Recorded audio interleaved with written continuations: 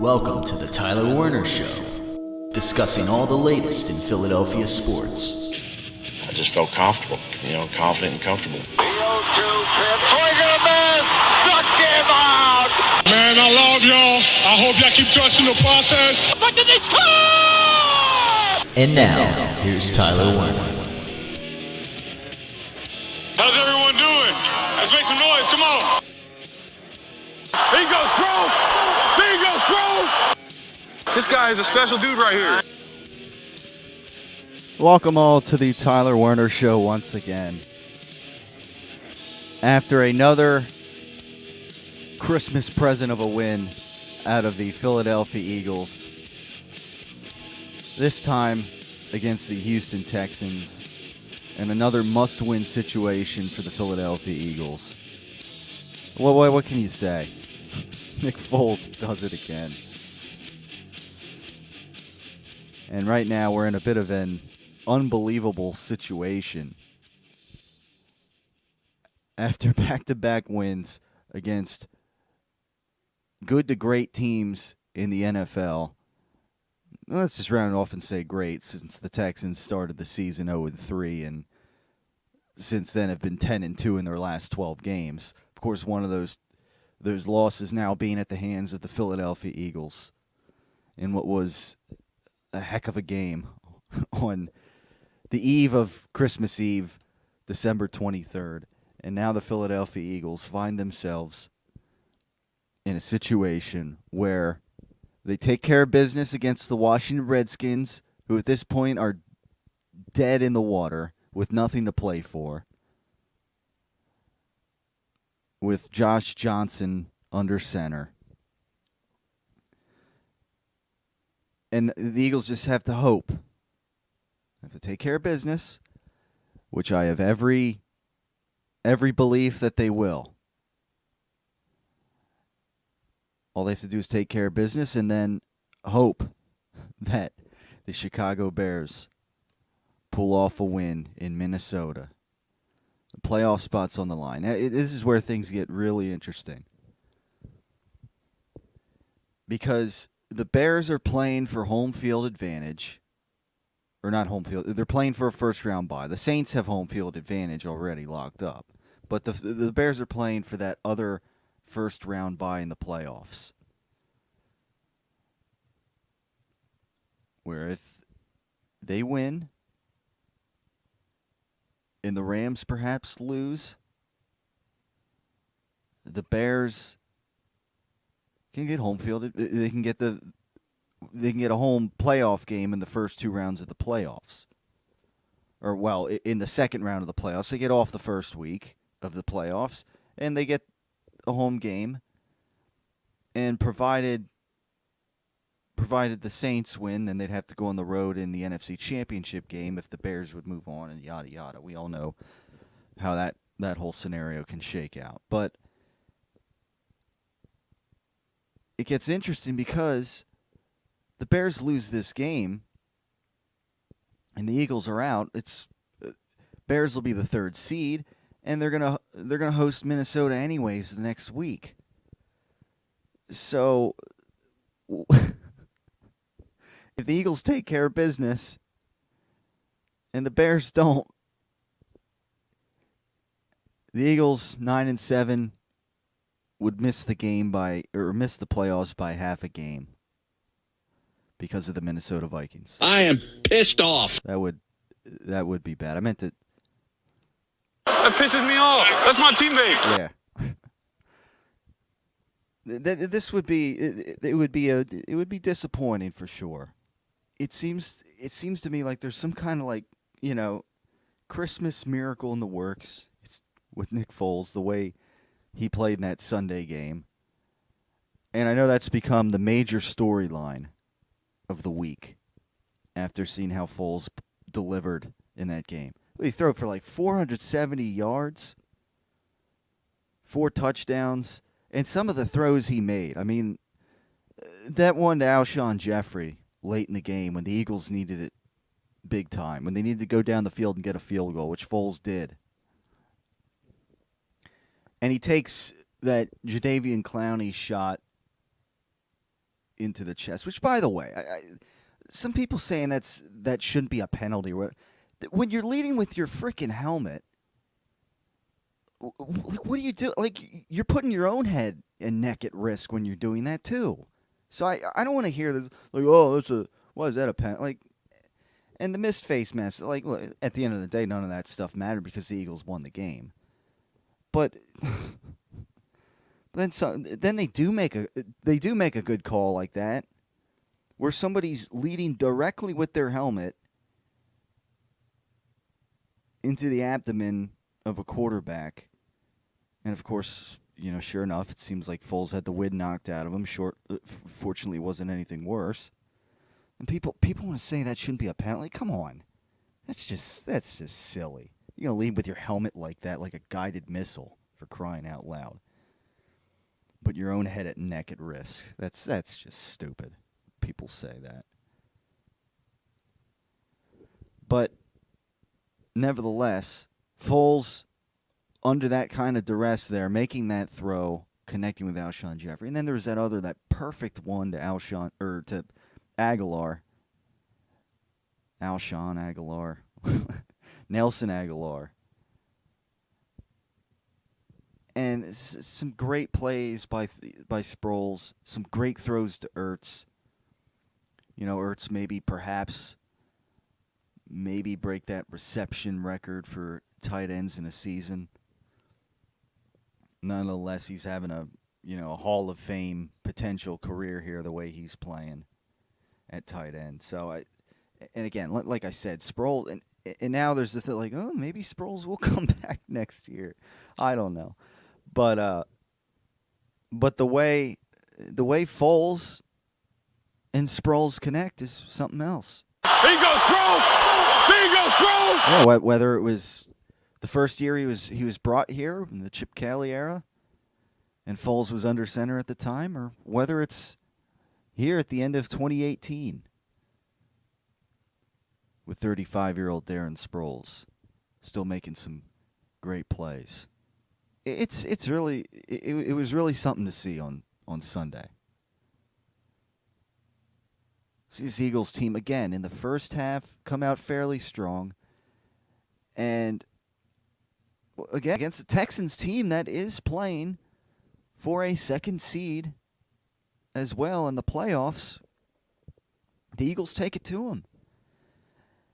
And, again, they find themselves in this situation where they take care of business. And, by the way, I like that the game was flexed to occur at the same time as the Vikings-Bears game, so that they couldn't see what happened in the Eagles game, and then maybe that affects how the other two teams play each other. But again, it's made even more interesting, given that if the Bears, let's just say the Eagles take care of business. The Bears, they beat the Vikings. Well, they don't have to worry about the Vikings. The Vikings are out. But see, they're not going to know that, since the Eagles game is now going to be at the same time as their game. But if that happens, all right. And let's say the Bears think the same thing, like, oh, the Eagles should take care of business. Bears take care of the Vikings. Then the Eagles visit the Bears in the wild card round. Or, well, that is unless the Rams lose. So nevertheless, there's the idea that the Bears can get a first round bye as the second seed, depending what happens with the Rams, since they have a tiebreaker over the Rams. So there's that, and they could just put their division rivals' season to rest. And and the Vikings would be out of the playoffs. And then they'd more likely have to host the Philadelphia Eagles instead. Because again, in theory, the Rams, they host the 49ers, and you would think the Rams are going to take care of business. Finish 13-3 with the second seed. But again, it's sometimes it's the never know league. The you never know league. And maybe something happens with it. Somehow. I'm not counting on it. But where the 49ers maybe upset the Rams and the Bears, that gives the Bears an opening to, hey, if they win, No. they get the second seed. But again, I don't know. And then that's the other thing. If they the Bears, if they know they're going to play the Vikings anyways the following week, and they take their foot off the gas pedal a little bit, don't show much of their hand, save it for the following week, for the playoff game that would actually matter next week, I don't know. It throws another potential monkey wrench in the situation. So I don't know. What I do know is the Eagles, they're the clear favorite here. They should take care of business. And meanwhile, we're going to be rooting for the Chicago Bears to beat the Vikings. And if they don't, then that's a shame with the way the last couple of weeks have shaped up with Nick Foles under center, especially after his performance against the Texans. Because now it brings up this whole thing. We're going to take a big listen into Nick Foles' press conference from Thursday, I believe it was. I guess to kind of headline it, it's been a joy to play in Philadelphia since Doug Peterson, Howie Roseman, who made the move to get Carson Wentz a couple of years ago. They've identified Wentz as the guy, the franchise quarterback. That and we've heard it multiple times, when Wentz is 100% healthy to play or whatever, whether it's the vertebrae situation, whether it was coming off of his ACL, LCL injury, when he's 100% ready to go, cleared to go, he's the guy. We've heard it multiple times. But again, it becomes interesting, to me at least, if the Eagles get in the playoffs. And this is hypothetical stuff here. Some stuff has to happen. But let's say the Eagles get in the playoffs. And then they go on the road to face the Bears. Let's just round it off to that. Bears beat the Vikings. However, the Rams beat the Niners. And the Eagles take care of business. And the Eagles get in the playoffs. They go on the road to take on the Chicago Bears. Let's say they beat the Bears. Well, as the 6th seed, that would mean the following week they'd have to take on the New Orleans Saints, which that unfortunately throws a bit of a monkey wrench in the situation. Because if I'm not mistaken, the Eagles would be the 6th seed. I believe due to common opponents, the Seahawks would have the 5th seed over the Eagles. I could be wrong on that, but I'm pretty sure that's what the scenario is. What if then the Eagles on the road make it close against the New Orleans Saints and Foles plays rather well? Then you got this situation where, this team with Foles, geez, they can roll. I mean, against the Rams, and he wasn't outstanding against the Rams. He was good, but he was outstanding against the Houston Texans. And then they take care of business here against the Redskins. And then in the playoffs, Foles will have to play pretty well if the Eagles beat the Chicago Bears, you would think.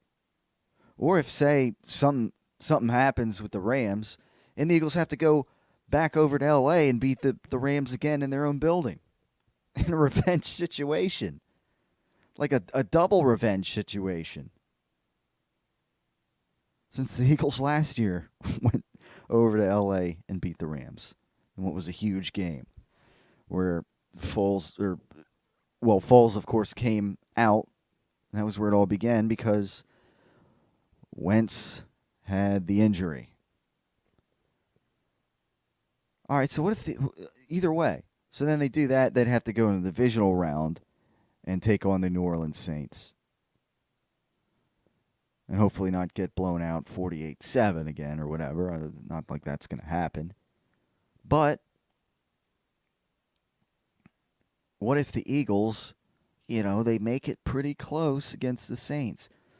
Or, dare I say it, what if they beat the Saints and go to the NFC Championship? All right, because then you're looking at another run. Like, yeah, maybe it doesn't. Maybe it wouldn't end up in the Super Bowl, not even in the NFC Championship at that point. But now you're looking at data and seeing, well, geez. Like, when it seemed like it was almost impossible to make the playoffs, what happened? They went on the road and they beat the Rams.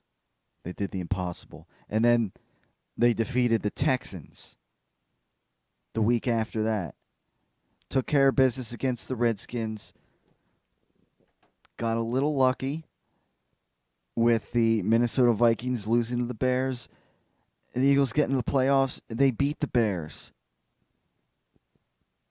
And then they go on the road again against the Saints and come up a little short. Let's say that. But Foles plays well nevertheless. Jeez. Then it becomes a little interesting to me. Because I'm on record saying, well, Wentz is the guy. And if the Eagles don't make the playoffs, to me, that remains. The song remains the same. As Led Zeppelin once titled it. Then that's fine. Wentz is the guy.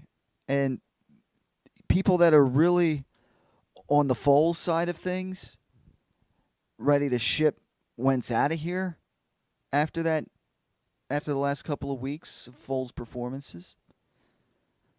I do want to just remind, I want to bring up the stats here. Because, look, we can all agree that Wentz, yeah, he didn't light it up this year as much as he did last year. And in general, the team didn't light it up as a whole on the field this year as they did last year. And we've been talking about it a lot over the course of the fall, over the course of the regular season here. But before we want to ship Foles out, or ship Wentz out, I do want to bring right here, ProFootballRefs.com. I have it right here. I do want to note that although there were some situations where you would have hoped that Carson Wentz would have come through and made the play needed or done this a little bit better or looked a little more spry out there. Well, again, we can kind of look at his fractured vertebrae situation that he needs to let heal up. And maybe still coming off of the ACL, LCL injury. I can look at that stuff and then look ahead into 2019 and think he'll be better. He'll be better. But this season, in his 11 games played, his stats are still nothing to take real lightly. All right, he was 21 touchdowns, 7 interceptions this season. 3 touchdowns to 1 interception. That's rather good. Last year, 33 touchdowns to 7 interceptions. Very, very good, obviously. Now, completion percentage in 2017, 60.2. You would have thought it would have been higher than that. Well, guess what? 2018 completion percentage 69.6. That's almost 9.5% better than last season.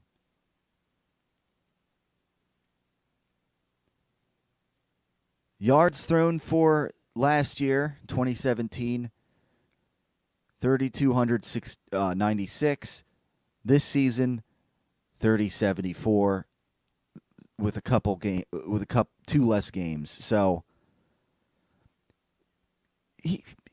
statistically, all right, yeah, he didn't throw 33 touchdowns and 7 interceptions. All right, 21-7. That's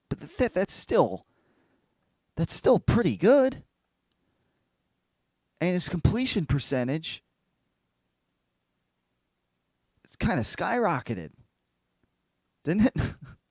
So before we want to ship Wentz out of here, let's just put some things in perspective, all right? But as I just laid out, that magical scenario with Foles, if all of that stuff happens,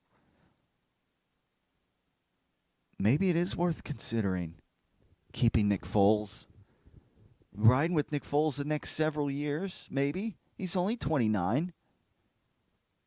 Maybe another 4 or 5 years. Get some assets for Wentz. And in the meantime, at some point, you have time to maybe draft another franchise quarterback that can sit behind Foles for several years. There, I said it. Oh, man. I'm not totally leaving it out. I'm open-minded to that. As having said what I said about Wentz,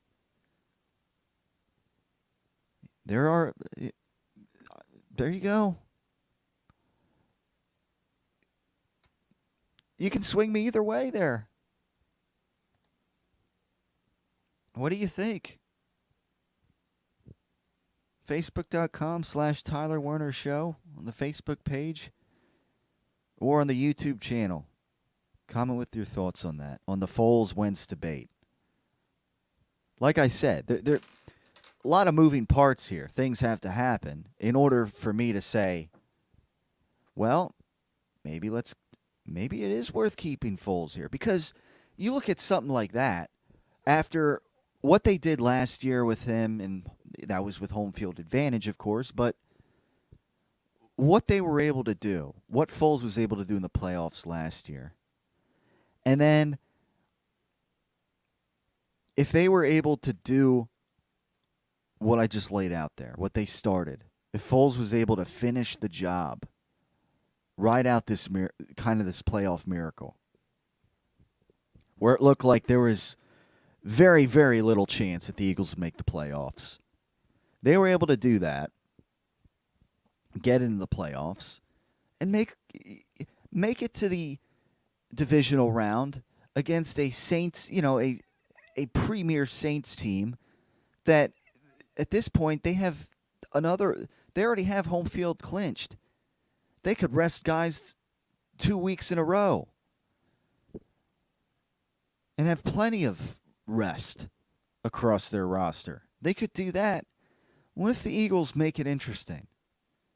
I mean, even if they don't win in New Orleans, that's a lot. I mean, at that point, you see what they did in the playoffs last year, and then you see what they do here, and you're thinking, well, they have Foles in the coming years, and if they get assets for Wentz, meanwhile, they can get another franchise quarterback over the course of the next several seasons. Cultivate him behind the bench, like a la Aaron Rodgers behind Favre. You get some assets, more assets to work with on either side of the football.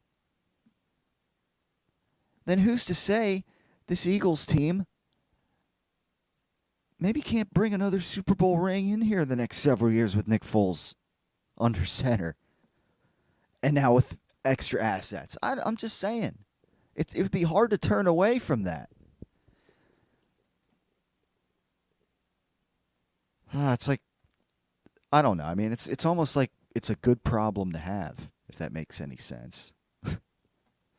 All right. Well, we got to take a break here on the Tyler Werner Show, and we got to get in to the Nick Foles press conference, headlined with "It's been a joy to play in Philadelphia." From Thursday, before we get into more of this talk here with the Philadelphia. I mean, now it's kind of ruling the day here.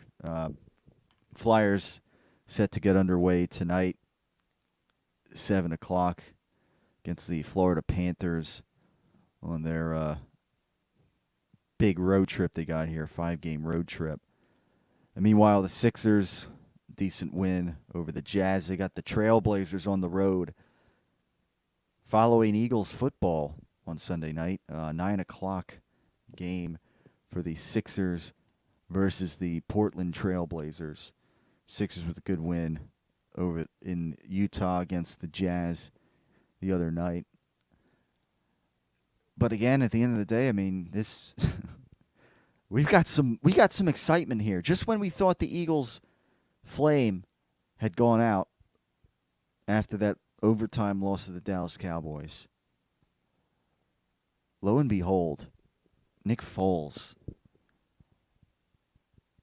has done it again. He's at least kept life into this season. Let's make some noise. Come on. Yeah, it's something worth making noise for right here on the Tyler Werner Show. But we got to take a break here. Stay tuned for more after this. Investigators are calling it the heist of the century.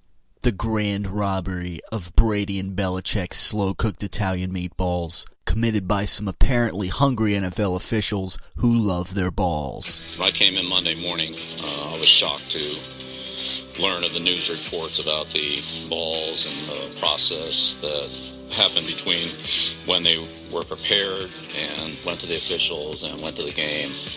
As shocked as Belichick was of the news, perhaps Brady, the last man out of the kitchen on that Sunday night, was even more shocked to hear of the news of the theft. I have a process that I go through. It was the same process that I always go through. When I felt them, they were perfect. I mean, I wouldn't want anyone touching those. I would zip those things up and lock them away, and that's what I thought I was doing. As Brady and Belichick up the ante on their ball security, you'll just have to pick up a pack of their meatballs the next time you hit the grocery store and enjoy just how perfect these balls really are. Tom's personal preferences on his ball security are something that he can talk about in much better detail than I could possibly provide. Hi there, I'm Hank Hill. Well, I'd like to tell you what Strickland can do to meet your energy needs. You see, at Strickland, the customer comes first. It's kind of interesting, the word customer begins with CU. Well, we don't see you as just another sale, but as a member of our team. I thought you might enjoy 7.5 gallons of pure premium propane. Strickland Propane, the customer comes first.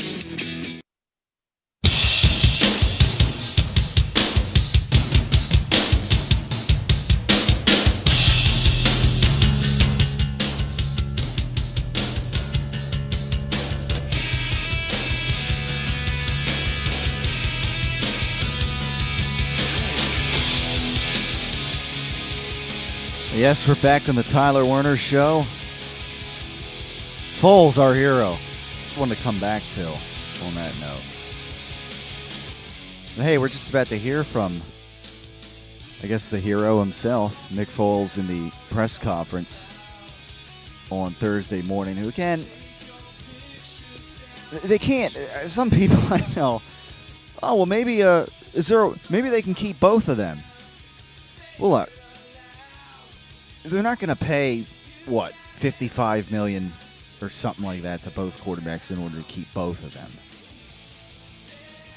I mean, what's Foles going to do? Stay here and when he can make bank elsewhere and maybe start for another team that can compete.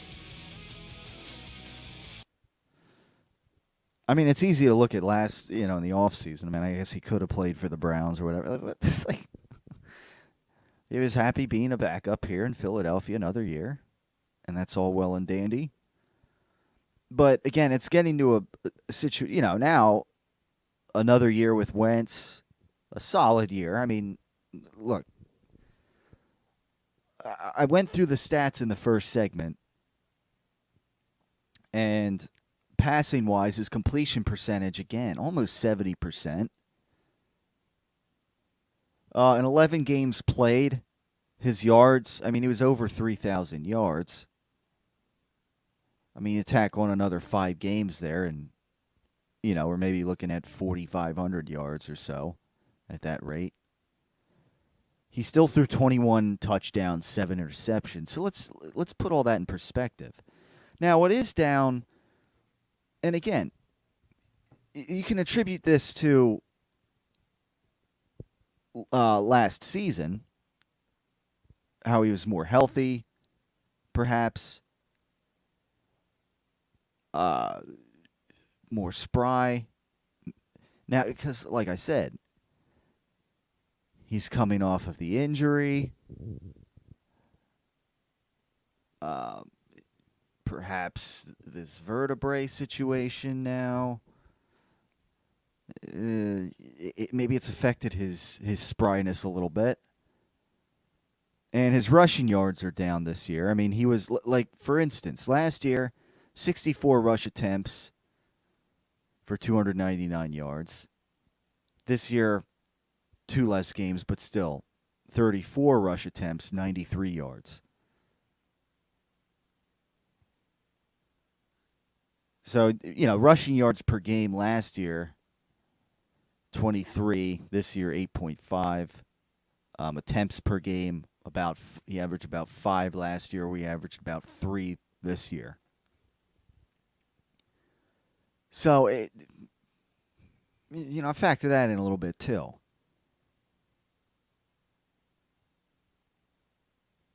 So, I just put some things in perspective. I mean, some people want to ship Wentz out of here. Like, they're ready to ship him out now.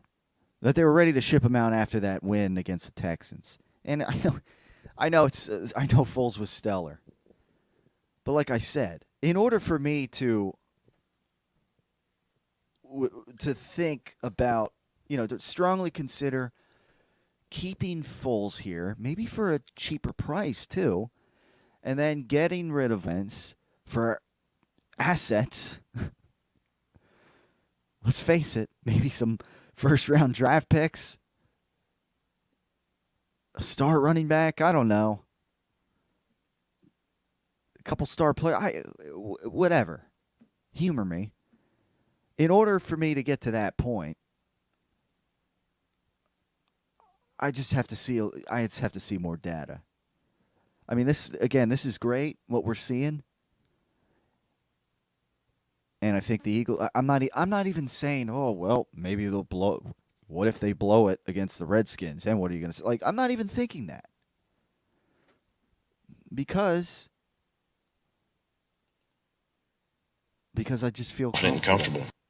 Yeah, I just felt comfortable, confident and comfortable. Put that in the present tense, though. I just feel comfortable. Confident and comfortable in what the Eagles have done the last couple of weeks, that they're going to take care of business against the Redskins. So I'm not even thinking about, oh, what if Foles might blow it. Look, I'm just saying, like, some things have to happen here. The Eagles have to make the playoffs, which, again, a couple moving parts to that situation. They're going to need help from the Chicago Bears. And I don't know, maybe if you believe in, like, the football gods or something, maybe they, with what the Eagles did to the Vikings in the playoffs last year. I don't know, maybe the Eagles losing to the Vikings earlier this season, maybe that, and in turn the Vikings making the playoffs and spoiling this possible miracle of the Eagles making the playoffs. I don't know. Maybe that's Maybe that's payback. Maybe that's the payback we get. I don't know. But I'm not really thinking in terms of that either. It's a new year. It's a new situation. And the bottom line is the Eagles need help. They need the help from the Chicago Bears to get in. And then the Eagles have to go on the road and likely beat the Bears or the Rams in that first round. And then we're talking. And then if Foles plays well against the Saints on the road after a Saints team that has a couple weeks off basically to work with, I mean,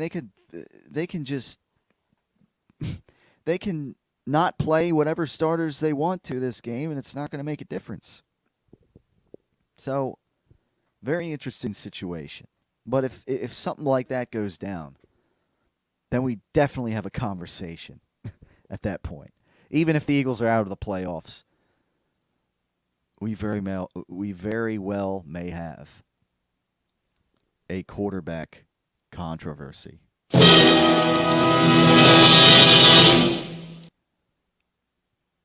All right, let's shift gears here. Let's listen to Nick Foles in his press conference from the other day, addressing the media about it being it's been a joy, he said, to play in Philadelphia.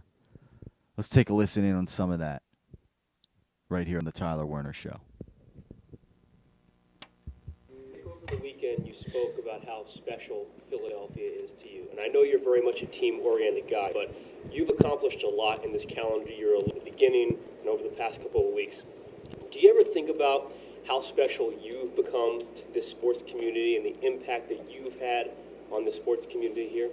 Not really. I think more so just about just the people, like I talk about the city and how much it means to my family and to me and just the experiences. And a lot of it, won't even be realized for us till years down the road, till we can really reflect, because it has been a lot in the last calendar year. It just sort of rolled on. But no, not necessarily about me, like what I've done. It's more so about what the city's done and just how they've always welcomed me since I was a young rookie drafted here by Andy Reid's regime, and then just being fortunate to play here for a couple years and have the opportunity to come back here and play in the city. I know I've said it before, but I never expected that. It doesn't happen that often.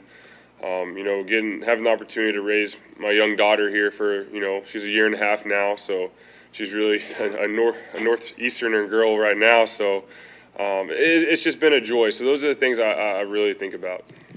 You brought up wanting to stay in the moment, but you're also human. You also know that you don't control your own destiny. How do you stop yourself from kind of looking up at the scoreboard during the game this week? Looking up at the scoreboard? I think the thing is just being aware of it. I mean, it's taken me 28, 29 years of my life to really get to the point of like playing that way and, sort of focusing on that in life. It's like my dad said that, growing up, don't worry about the score. And I didn't always listen, stubborn and, you just want to play, you look at the score, and then it does affect you somehow how you play.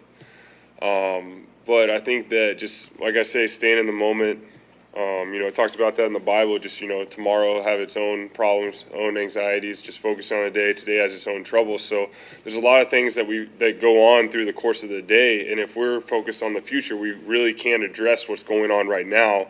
And then we become so overwhelmed with everything to where we can't even function. So what I try to do is I try to simplify it in my head and really just hone in on the moment so I can be the best me in that moment and be genuine to where, I'm going to give everything I can, and then at the end of it, I know I was present, and that's all that matters. You talk so much about that, the idea that you want to be present in the moment. Was there a period, a time in your life where that wasn't so easy that you had to learn how to do that? I mean, I still have to remind myself. It's not, I think that, there's times where you get overwhelmed and you get excited thinking about all the different things you want to do, all the different things you want to accomplish. And, starting from when I was a kid to, now. And then some days, like, if you feel really good, you can handle it all. But then there's days you don't feel good and it overwhelms you. And what I've learned is, I'll have a plan for the day of what I want to attack, but it'll be a list of what I need to do. and it really go down the list and stay in the moment on that list. And that's what helped me. And that's trial and error from, whether it's, in college where you have all these different things you got to study for, and I look at it at once and I'm like, I can't do this, as opposed to, all right, I'm going to start with this, subject right now, and this is all I'm going to worry about in the moment, and then we'll go on from there. And by the end of it, you've studied appropriately, you've done it all, and, you're successful. But once again, this is all things that I'm still learning. I don't have it conquered. Why do you think this offense is playing its best football this season right now? We just continue to work at it. The players, the coaches, we continue to look at the film. We continue to work through the plays, the relationships in the locker room. We've shown spurts throughout the year. We just haven't been able to put everything together. I think what it shows is just everyone continue to believe in one another. Everyone continue to work with one another. And I think that, right now, you want to peak at the right time. Of course, you want to play well every single game of the season. But we've continued to excel at every point of the season, and we just have to keep focusing on that. You talk about staying in the moment, and you keep learning day after day. But in your professional life, was there a point where you said, "I've gotten better at this, incrementally better"? I was sort of, I was forced to basically do it with last year's situation because it was, it's a big stage. There's a lot going on. And, I realized I needed to hone in. And when I did just focus on the simple things in the day, like though that everything should be overwhelming me, it wasn't. And it was actually peaceful. Playing in the Super Bowl, it was a big stage, a scenario. Like it's a really big stage. But I remember staying in the moment, not worrying about the clock, not worrying about the score, and just staying in the moment. When the play was called, just getting in the huddle, just reminding myself that it was peaceful, which it shouldn't be, but it was. And then, from then on, I've made the mistake of not doing that, then getting back into it. So it's very recent that I have understood that. It took me a long time to realize it. And I still, like I said, haven't figured it out. I still am, every day, I still get overwhelmed. I still, at times, there's anxiety that comes in. I'm a human, but I've learned how to handle them and revert back and get back to that calm and that peace and what it takes. And, that's something that, from here on, sharing that with people, sharing that with kids, being able to, my wife and I are fortunate to have more kids, being able to share that with them. I think that, that'll help them as they grow. Nick, going into the playoffs last year, you've documented it and the coaches documented it. Frank Reich and the coaches looked through all of your best plays in your career, the successful plays, and they kind of designed things that were comfortable for you. How important has that also this year, the conversations daily, weekly with the coaches about an offense that suits your skill set and is most comfortable for you? Yeah, I think that's really important. I think that anytime you have communication, that's going to help you. So I think that's something else we learned last year was just communicating, going through plays. How my brain works is different than other people's brain works. Players, and just how can I get to be the best me on the field? Well, a lot of that's just being, just not even thinking, just being able to play, read and react. So how do we do that? And that's what we talked through. That's what we studied film on. I was able to study me playing at a very high level and not just read and reacting. And I know I've talked about before, but it wasn't necessarily like a 5-hitch throw like we draw it up in a playbook or like we try to do it in practice. It was 5, slide in the pocket, step up, throw sidearm, or 3, ball's out off your back foot. And they were good plays, and I was able to see, like, I was playing with feel. I was reading and reacting. I was adapting to what the defense was doing, and I knew the concept inside and out, and I was comfortable with it. So how do we incorporate that? And I think that I learned a lot about me as a player. I think the coaches learned a lot, too, about how to incorporate everything to fit me, to fit our team. And that's something that I'll take for however long I play this game is the communication is key, but I also need to, go into a game, I need to be comfortable with what I'm playing. I don't need to be like, all right, we're doing this formation. It's a new one. This is a newer concept. I've only ran it twice. That stuff becomes a little difficult. Yeah, you're going to have those plays within a game plan for different scenarios, but the gist of your game plan, you need to be able to go out there and play because the defense, they're really good. This is the NFL. So they're going to give you different looks at times that you might not have studied. You might not have seen. They're going to try to throw you a curveball with a blitz, and you have to read and react because you haven't seen it on film yet. So that's where I think that helped me a lot, and it'll continue to help me throughout my career. Nick, you talked about how coming off of the Super Bowl last year, you put some pressure on yourself, and that had something to do with maybe the way that you started. I'm curious about the other effect of that, the more positive effects of having gone through what you've gone through winning a Super Bowl, being an MVP, whether it applies to your confidence in your game or, your teammates' confidence in you? Yeah, I think that it's more so just the life experience, just going through all the feelings of going, just the emotions, the way sometimes it can be overwhelming, but learning how to deal with that. And obviously the confidence of going on the playing field through that stage and like what it took to do that. But then a lot of the guys that I played with are here. Like we were in that huddle. We were going through the games in the playoffs. We were playing with one another, so we know how each other tick. And I always talk about it. A lot of times the best team on Sunday, obviously preparation, execution, all the things you're going to hear about, the general statements. But the thing that's going to win is like the brotherhood, being able to fight through adversity. Because I always say it will happen. There will be mistakes made. I might throw a pick. I might fumble. But what are we going to do? Like that's where we need to react and be confident and be positive as opposed to, oh man, like we're in trouble. And that's what you see with this team, Happened last game. There was a lot of missed assignments. There was a couple turnovers. We didn't play our cleanest ball, but we played well. We played at a high speed because we weren't afraid of making mistakes, and we were playing for one another. Defense was playing for offense. Offense was playing for defense. Special teams holds it all together. I mean, that's how we play. That's how we win. It's not going to be perfect, and I think we showed that last Sunday playing against a really good Texans team. It takes 60 minutes and it takes everyone. But if you have that brotherhood and you know how to fight through adversity, you can win any game. Being in general, 2-minute drive into the game, you need points on the board. Would you characterize that as a fun experience in your career? Or how would you that drive? I think anytime you have a 2-minute drive to win the game, the key too is just calming yourself down in a sense of saying like you don't have to win it all in one play. And I think, knowing the situation, that is a time where you probably need to look at the clock and know your timeouts and know how to play it. Can I play the play or do I need to take a shot? Do I need to figure out a way to get the ball downfield or do we have some downs to go?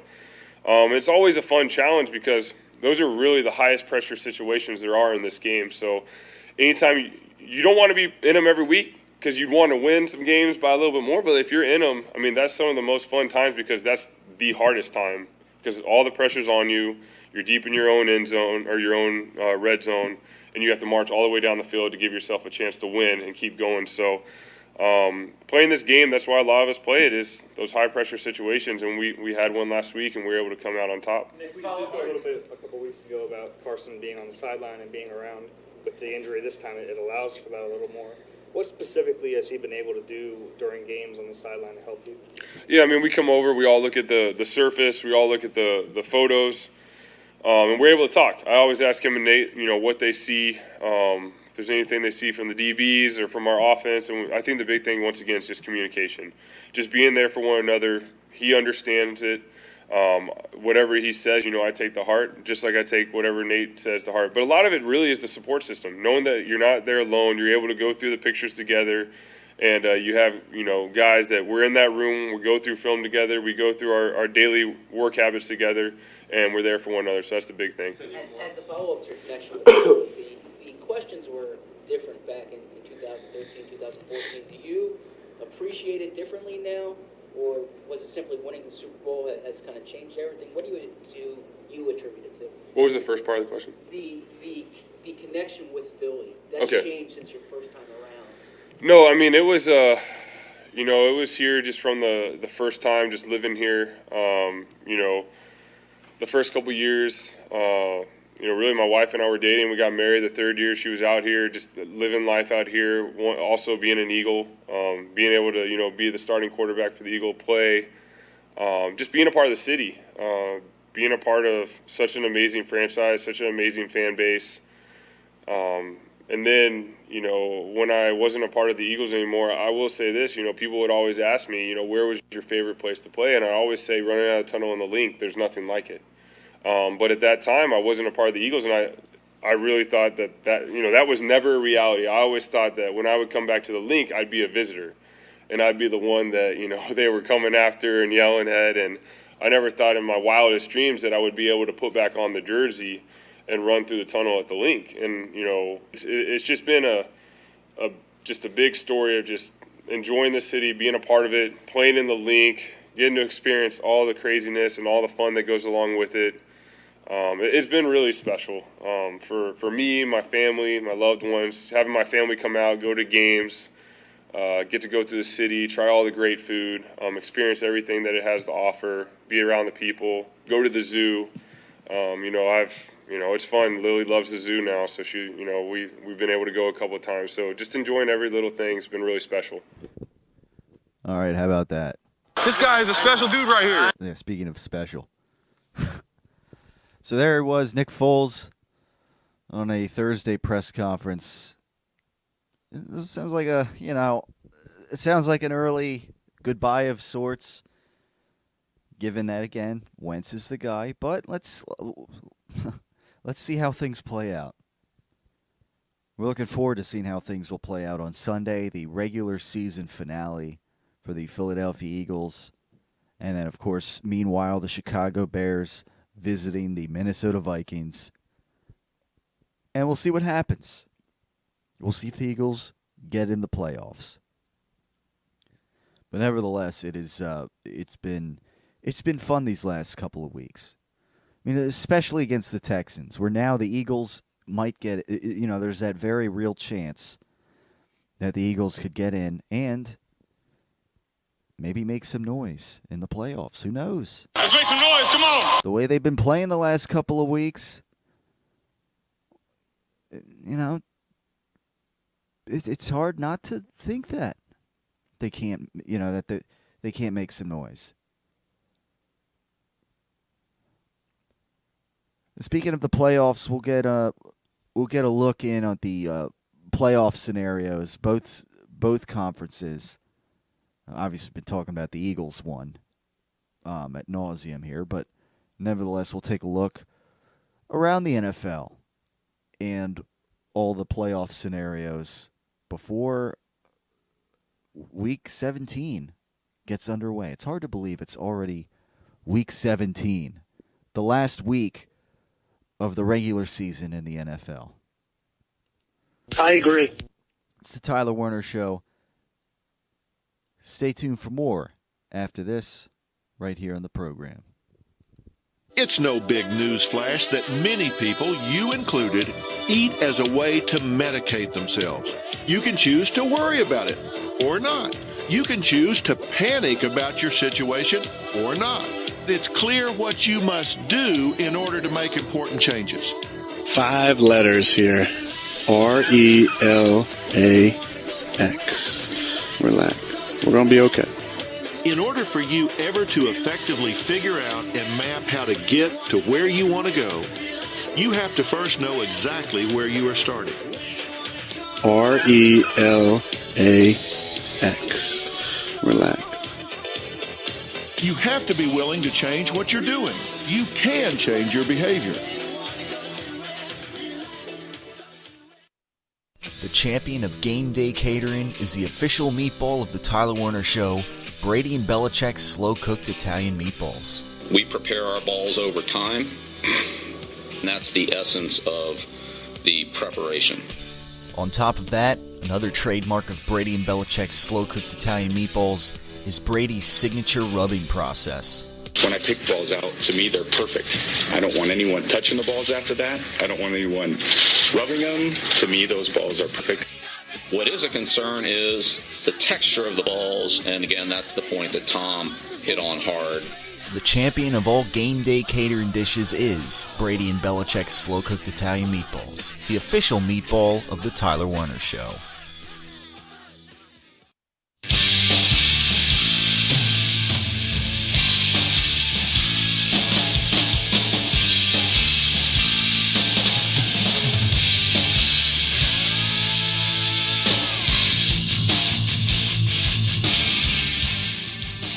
All right, and we're back here on the Tyler Werner Show.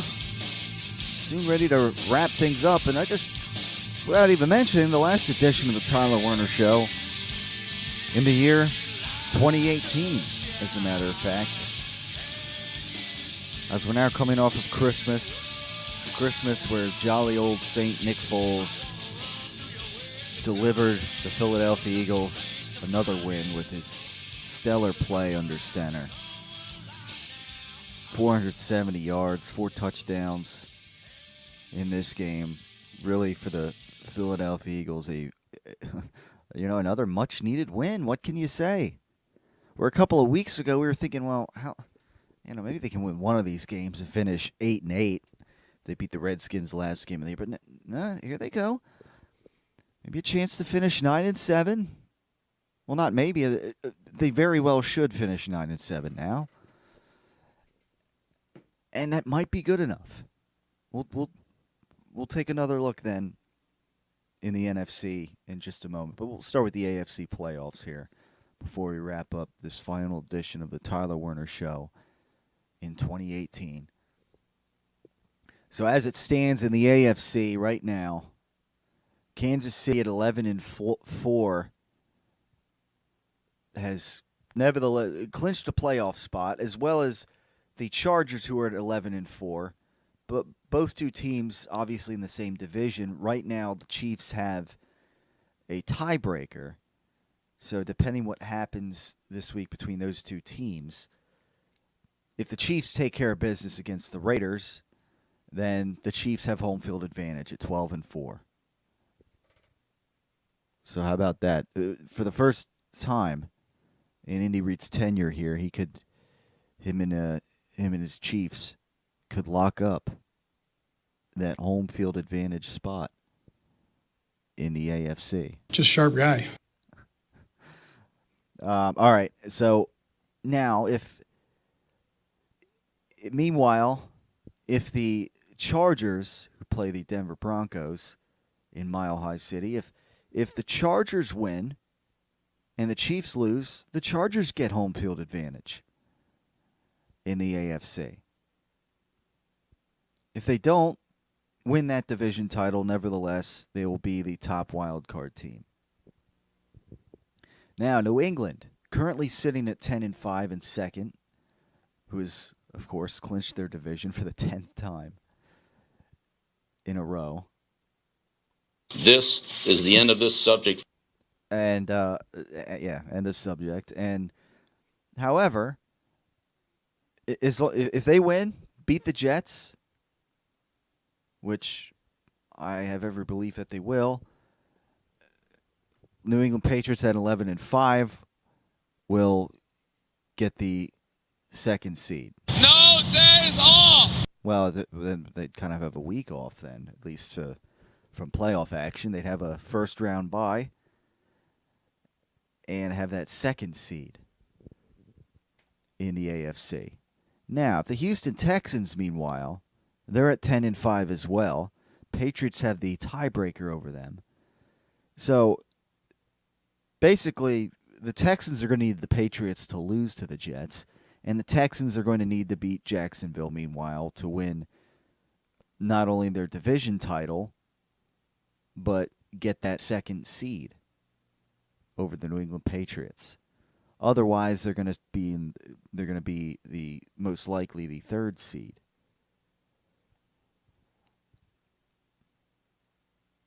Now, if the Texans happen to lose, then the winner between the Colts and the Titans on Sunday night would actually win the division and be the third seed. So the Colts or the Titans could take that third spot. As a matter of fact. And regardless, if the Texans win, then no matter what, the winner of the Indianapolis-Tennessee game on Sunday night will take the AFC's second wild card spot. So the Texans win, they're 11-5, they lock up the division. If they lose, then either the Titans or the Colts are going to take the division. How about that? And then the Texans would be relegated to the wild card spot. I believe the fifth wild card spot that would be. Meanwhile, the Ravens have a half-game lead over the Steelers. Ravens at 9-6. And if they beat the Cleveland Browns in the last game of the season, they clinch the division title, likely for the fourth seed. And the Steelers would be out. they've lost four. Steelers lost 4 of their last 5 games. The only team they beat, that one win in the last 5 games, the New England Patriots. Well, as you know, I'm not on Snapface and all that. So the Steelers, they need to beat the Cincinnati Bengals, and then they have to hope that the Browns upset the Ravens in order for the Steelers to win the division this year. So, not looking good for the Steelers. Now, so that lays it out for the AFC right there. It's going to be either the Colts, either way, a wild card's coming out of the AFC South. The Houston Texans are in no matter what. Whether or not they win their division depends if they lose, and then either the Colts or the Titans, the winner of that game, would then clinch the division if that happens. But either way, that's a huge game right there. Indianapolis Colts and the Tennessee Titans. One of those two teams will not make the playoffs, depending on the result. So that's a playoff game in and of itself right there, ladies and gentlemen. One of those two teams is going to make it, the other's not. And whether it's as a wild card team or as a division winner depends on what happens with the Texans. If the Texans lose, they'll be relegated to the 6th seed, if I'm not mistaken. And because the Chargers or the Chiefs, no matter what, are going to be the 5th seed, one of those two teams. The Texans will be down at the 6th seed if they lose, and then whoever the winner of the Colts-Titans game is.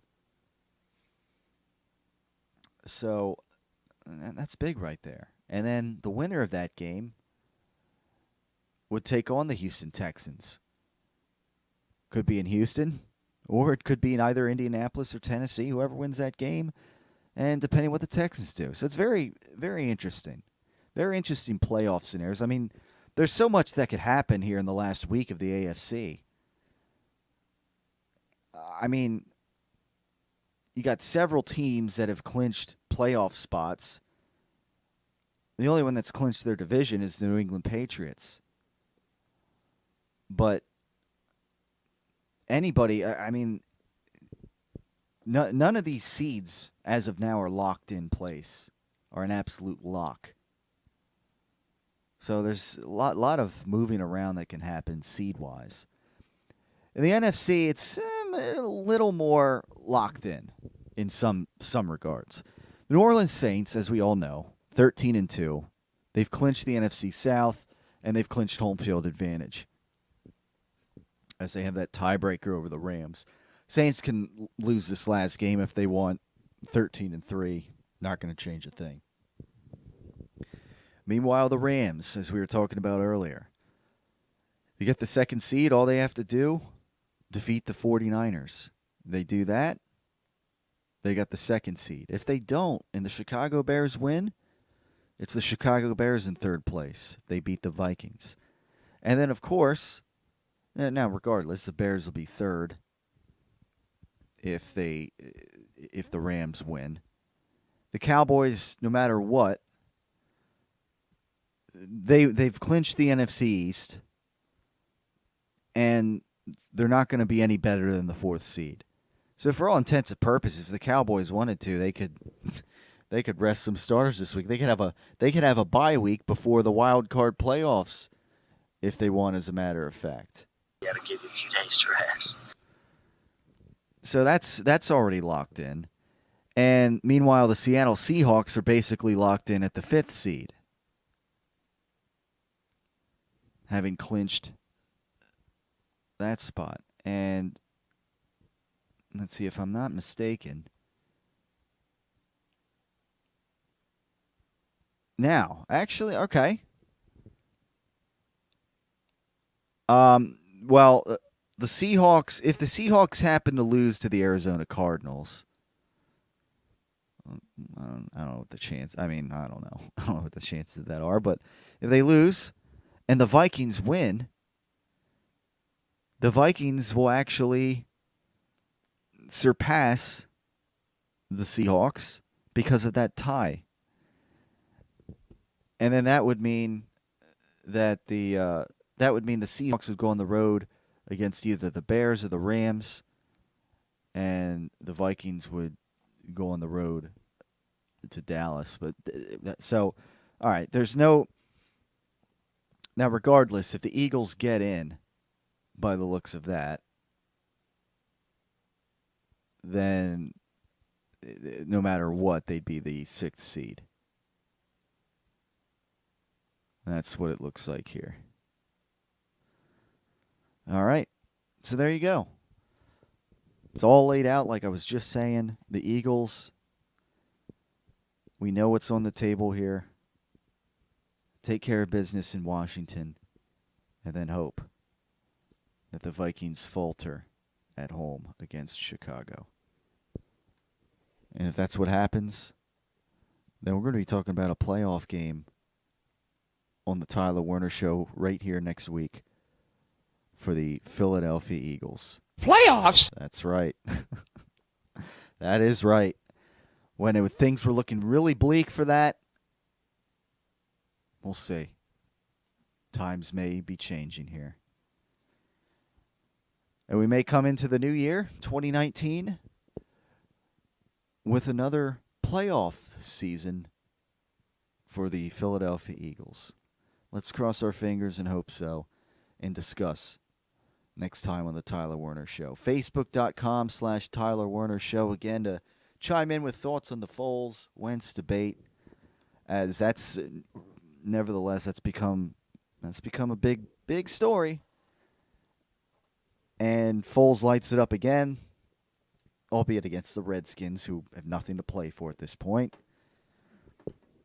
That conversation is going to continue. And again, if the Eagles are in the playoffs and they win again, that conversation is going to continue here on the Tyler Werner Show.